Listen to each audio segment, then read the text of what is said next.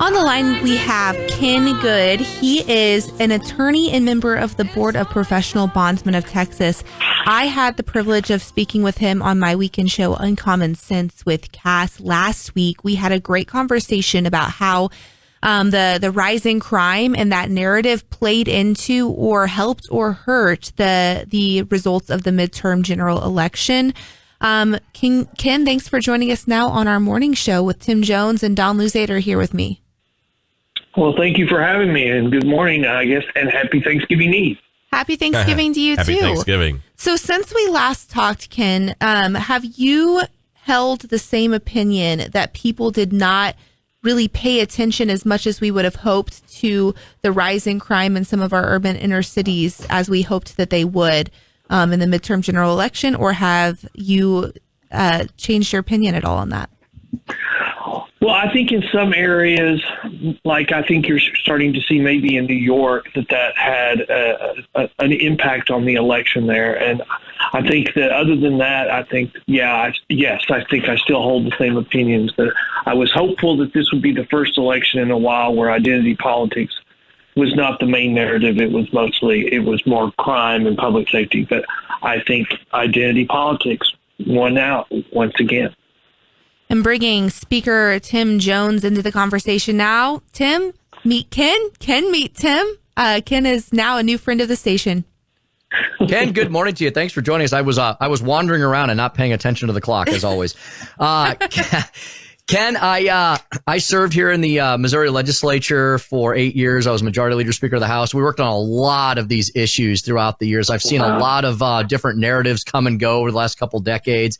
And like you were saying, I really thought that, the basic necessities of life, which are so under attack here in the United States of America, would have risen to the fore and people would have voted on them.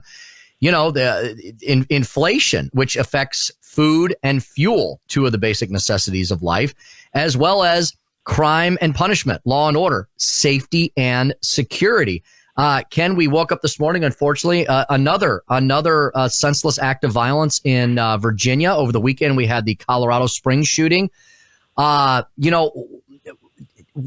it going to take, Ken, for people to vote in their own in their own best interests and want to have safe and secure neighborhoods and have lawmakers and policymakers who are writing the laws that would make that world so? Well, yeah. Okay, here's where I am. We go through cycles, and as the former Speaker of the House, the pendulum swings. It swings one direction, it swings the other. I think we are just at the end of a period of time where the pendulum has swung hard, and I mean really hard and really quickly, so far to one side that I think it's taken people by surprise. And so when we see all this narrative about rising crime and about inflation, I think the pendulum just has swung so far in one direction that people are just kind of catching their breath and go, is it really this? Is this really happening? Surely this is not really happening. But just like in the past, I think we're going through a cycle, and it's going to be, when it turns, and I think it has already started to turn.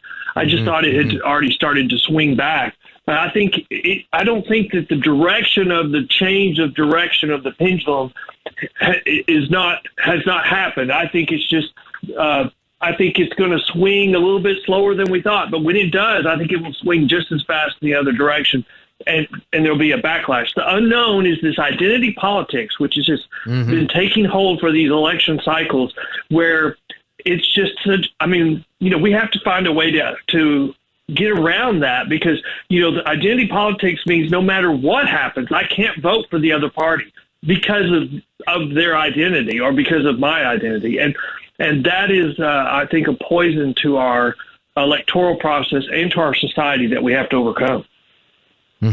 And Ken, you're right about the cycles, because, I remember, and I was actually in New York for a period of time in the late 80s and early 90s. I went to school up there, and that was at the end of one era, right, where rampant violent, kind of like where we are now, rampant violent crime was sweeping through our country, especially the urban areas. And then we saw the rise of a guy known as America's mayor, Rudy Giuliani. Ken, and then we've swung back the other way, as you said. There was this movement to defund the police, to eliminate bail. Ken, would you explain the dangers of eliminating cash bail? And I guess my question is everybody realizing now that policy position is quite insane? Well, I would even say, let's say in practical terms, bail reform is not about bail reform. It's about decriminalization of crime. You've seen that in New York. You've seen it in California, very clearly in California, where they had a referendum where they took some felonies and made them misdemeanors. And then once they did that, prosecutors just said, well, we're no longer going to prosecute those crimes. And so as long as you steal less than $950, you won't get prosecuted. And now we have stores across the urban areas closing because they can't withstand $25,000 a day in shoplifting. So but here's the danger of getting rid of cash bail. Cash bail is the grease that keeps the conveyor belt of the criminal justice system running. And what that means is we get people to go to court. And so the cases, criminal cases are different than anything else. You can't go forward if the defendant's not there. You have to put the case on hold. And on average, every day, every week in our urban areas, we arrest a lot of people and they have to come to court. Well, getting rid of cash bail, reforming cash bail causes chaos. Anything that causes chaos causes cases can't be resolved because too many are putting on hold. And then that just creates a snowball. People don't show up to court. You can't hold them accountable. You don't have enough space in your jail. So you start focusing on violent crimes. So people say, well, we should just give up on misdemeanor. That starts another snowball. And that's where we are right now in New York and California and also in Harris County in Texas.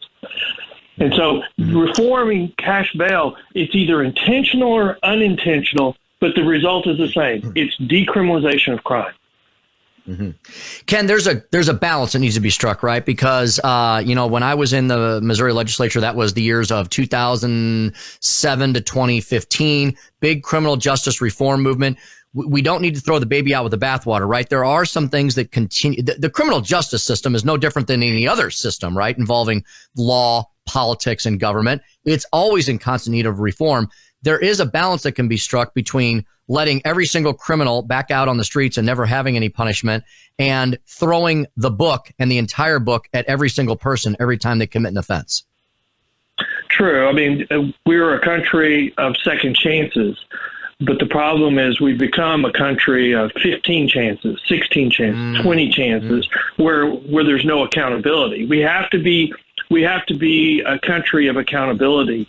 But we always want to give everybody a chance to do better. The problem is if you will not turn, if you won't become a productive citizen, then public safety, the community requires, well, then you have to be set aside so that we can continue to be a cohesive community.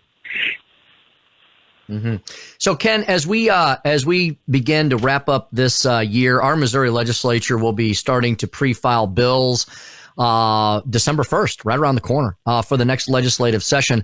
What are some things that you would recommend that policymakers, stakeholders, and all of us citizens seek to do to try to right this ship that has gotten so far off course in the criminal justice world? Well, I think you need the number one lesson that I've learned over the last couple of years is you've got to look at a bill that sounds good.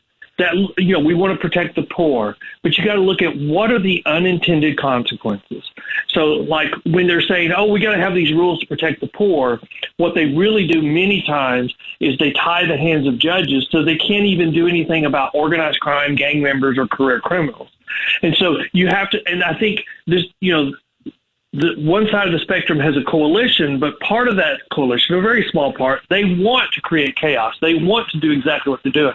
But there's other ones that are true believers, and they think that they're doing good.